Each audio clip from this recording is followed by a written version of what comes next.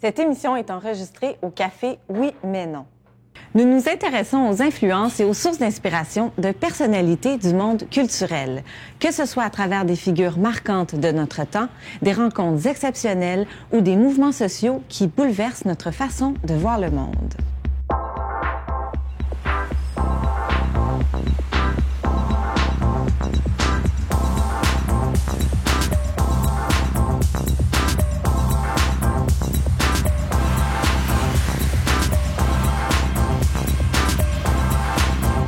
Nous recevons aujourd'hui Jean-François Lépine. Jean-François Bonjour. Lépine, bonjour. Alors, journaliste émérite, Jean-François Lépine, vous avez débuté votre carrière à la Société Radio-Canada en 71. Vous avez été pendant 8 ans correspondant à l'étranger et vous avez véritablement incarné à la télévision la tradition du grand reportage et du documentaire. Vous avez été à la barre d'émissions phares que vous avez d'ailleurs contribué à créer. Je pense notamment à Enjeu, Zone libre et Une heure sur Terre. Vous êtes aujourd'hui consultant en stratégie internationale et vous venez de publier un récit chez Libre Expression sur la ligne de feu. Donc, un récit qui revisite 40 ans de journalisme et qui trace un portrait très personnel de l'état du monde et de son avenir. Oui. Alors, bonjour à nouveau. Merci d'avoir accepté notre invitation. Je vous pose la question, Jean-François Lépine, de quoi êtes-vous le contemporain? Ben, je pense peut-être que je suis le contemporain de tous ces gens qui, surtout à la faveur du développement des communications sur la planète, croient de plus en plus qu'on peut faire bouger le monde pourvu qu'on ait le courage de ses idées et que, surtout, qu'on le fasse ensemble. Et je pense que c'est vraiment un trait de caractère de la planète. Et puis, je suis très inspiré ces temps-ci d'un personnage qui s'appelle Kumi Naidoo, qui a été un des leaders de la révolte qui a mené à la fin de l'apartheid et qui, justement, raconte quelque chose d'extraordinaire. Où est-ce qu'il dit d'abord que le courage, c'est contagieux, mais il dit aussi une chose que j'ai trouvée, que je trouve extraordinaire. Il dit, en fait, toutes les révolutions ou tous les grands changements ont été faits par des gens ordinaires. C'est faux de penser que ce sont des gens extraordinaires qui ont fait les révolutions.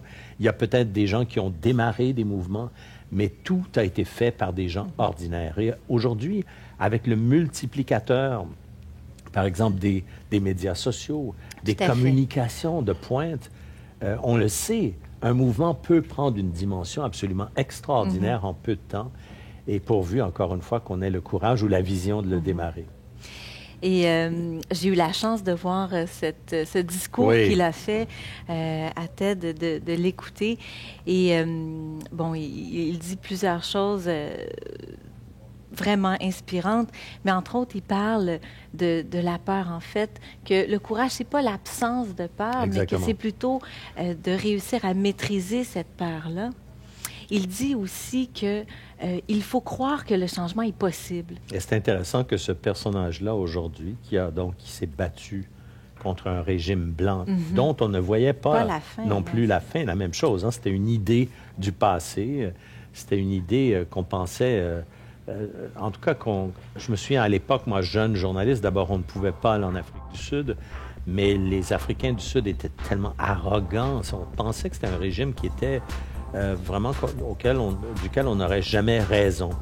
Mais ce qui est intéressant de voir, c'est que ce gars-là, il a cru d'abord, il a vaincu sa peur, mais aujourd'hui, c'est intéressant de voir qu'il est le grand patron de Greenpeace à l'échelle globale, parce que ça aussi, c'est une chose qui me frappe, moi.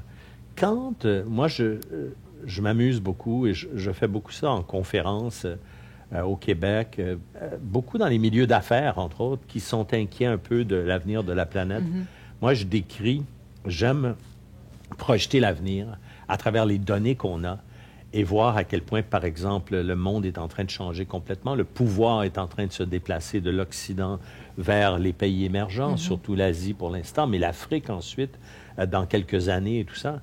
Et on peut, quand on voit l'avenir, ou quand on voit, par exemple, l'avenir de toute la question environnementale ou climatique sur la planète, on peut dire, ciel, ça va être la catastrophe. On peut avoir peur de ça. Mais encore une fois, je pense que le génie dans tout ça, c'est de dire, la peur est vraiment créatrice d'une impasse. La peur, quand elle n'est pas assumée, quand elle reste une peur, elle nous paralyse. Exactement. Mais la peur, c'est le moteur du changement aussi. Et c'est ça qui est important. Alors, Jean-François Lépine, Kumi Naidoo nous dit aussi une phrase que je juge très importante où il dit que l'important n'est pas de donner sa vie, mais plutôt de donner le reste de sa vie. Oui, ça c'est intéressant aussi, c'est vrai. Et je pensais à votre propre parcours de journaliste. Vous avez consacré votre vie à aller témoigner de ces révolutions, de ces conflits, de ces atrocités parfois. Le journalisme, finalement, c'est aussi une voie d'engagement. On peut être acteur de changement. Oui. D'abord, lui, sa phrase, elle est plus grave quand elle s'adresse, par exemple, aux militants contre l'apartheid à l'époque, parce qu'il disait, tu sais, il faut quand même faire attention parce que l'importance, bon, on peut donner sa vie. Beaucoup de gens ont donné leur vie. Mais ce qui est important, c'est d'imaginer peut-être de durer. Et c'est ça qui est important aussi. Donc, c'est-à-dire faire attention quand même à sa sécurité et tout ça, parce que l'important, c'est tout le temps qu'on pourra y passer le plus longtemps possible. C'est ce qu'il y a d'important. J'ai cru à la possibilité pour le journalisme de changer les sociétés. J'ai cru, par exemple, à la possibilité pour le journalisme d'ouvrir des fenêtres d'une société vers l'étranger pour apprendre des autres, pour être généreux aussi à l'endroit des autres. Et puis, donc, je crois beaucoup à cette phrase-là aussi parce que je pense que dans le métier que je faisais, je le fais maintenant d'une autre façon. Je pense qu'il n'y a pas de durée là-dedans. On fait ça jusqu'à ce qu'on meure, en fait, parce que c'est un métier un peu comme... C'est en vous, finalement. Moi, je vis avec des comédiennes et je connais le métier d'acteur et tout ça. C'est un peu comme eux aussi sont identiques. Ils ne s'imaginent jamais arrêter. Ouais. On l'est pour la vie. Et je pense que c'est important, ça. C'est une motivation qu'on doit avoir quand on adopte des causes, quand on milite pour quelque chose. Parce que à tout âge, d'abord, on peut être efficace aussi. C'est ça qui est important. Jean-François Lépine, à travers votre carrière, vous avez fait des rencontres extraordinaires. Est-ce qu'il y en a qui vous ont marqué plus particulièrement que d'autres? Ben, je prendrais un personnage. Disons qu'il y en a plusieurs, mais je prendrais un premier d'abord. Je pense à Lech Walesa, qui était un leader syndical, un homme, si vous l'aviez connu à l'époque, qui avait, comme on dit au Québec, l'air de rien. C'était un petit homme trapu, qui était un leader syndical un peu bourru et tout ça, et qui a commencé par d'abord monter son syndicat contre les conditions dans le chantier maritime où le syndicat était implanté. Mais c'est un homme quand même qui a écouté autour de lui, qui a vu l'insatisfaction qui était beaucoup plus générale, et puis qui s'est laissé inspirer par des penseurs, parce qu'il était entouré de gens qui ont été très visionnaires, comme Bronislaw Geremek, dont je parle dans mon livre, et des gens qui ont vu l'occasion, à partir de ce conflit de travail-là, d'élaborer une stratégie, rentrer une épine dans un empire et peut-être le déstabiliser à partir de ce petit front-là. Et c'est exactement ce qu'ils ont fait. Et puis, ces gens-là, il faut imaginer qu'ils ont fait de la prison, ils ont été torturés, ils ont été... Et souvent aussi, dans leur prison, la majorité d'entre eux se disaient « on n'y arrivera jamais ». Et puis, il y avait des visionnaires qui disaient à l'intérieur de ça, dont Walesa, oui, on va y arriver, à condition qu'on soit solidaire, à condition qu'on travaille fort et tout ça. Et cet homme-là, donc très ordinaire, est devenu une sorte d'inspirateur pour beaucoup de gens. Il faut dire qu'il a été beaucoup appuyé à l'époque par un pouvoir très important en Pologne, qui était l'Église catholique. Oui.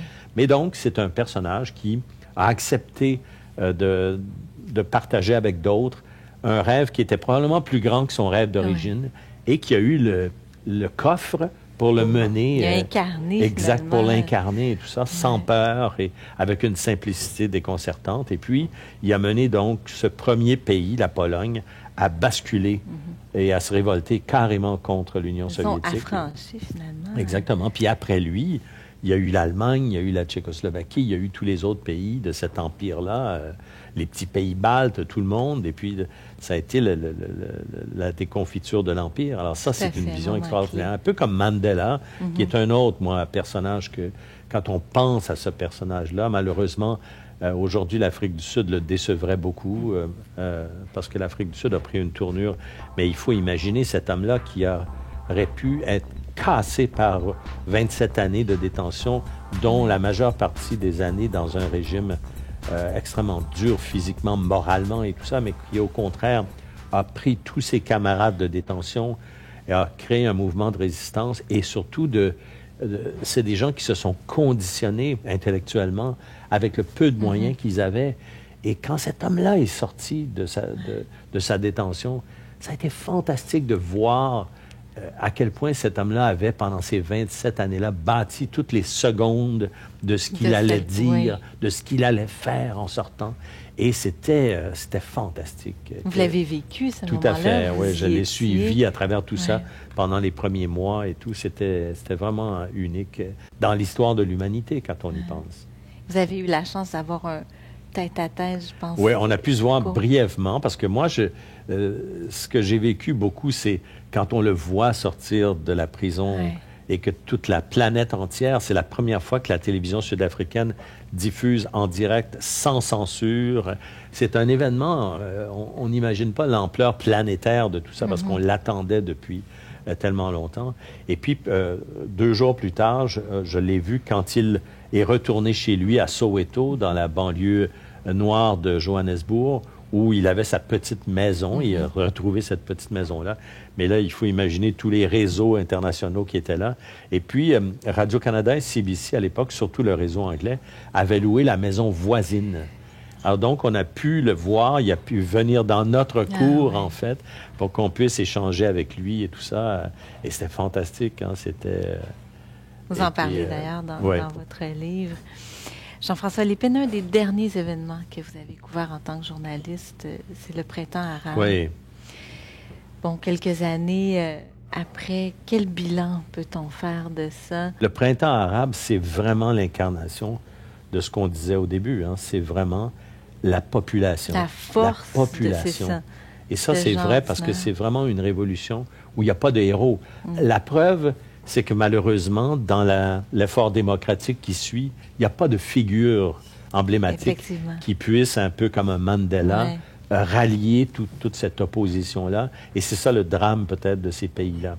Mais encore une fois, probablement qu'une révolution vraiment populaire, faite par des gens ordinaires, elle prend probablement plus de temps à s'installer ou à se développer ou à générer quelque chose de nouveau, parce qu'il y a toutes sortes d'influences, toutes sortes de gens qui pensent. Et puis, actuellement, malheureusement, sauf en Tunisie, où là, vraiment, la population a réussi à élire un gouvernement démocratique après 3 années d'incertitude, un gouvernement mixte, d'ailleurs, qui n'est pas un gouvernement dominé par les religieux, par exemple.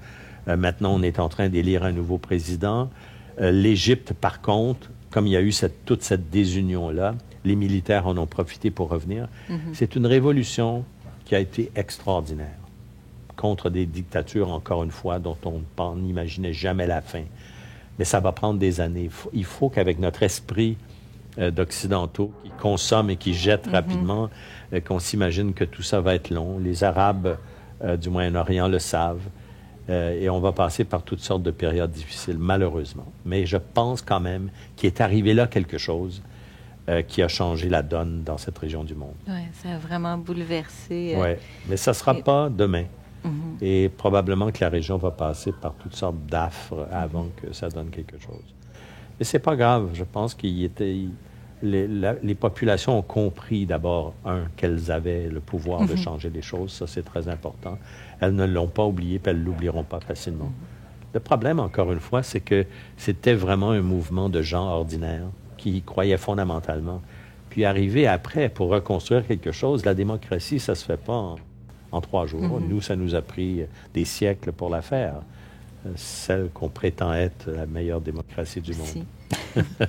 Jean-François Lépine, merci beaucoup d'avoir accepté notre invitation. Rappelons qu'on peut vous lire sur la ligne de feu où vous revenez sur vos années en tant que journaliste. Merci beaucoup. Merci.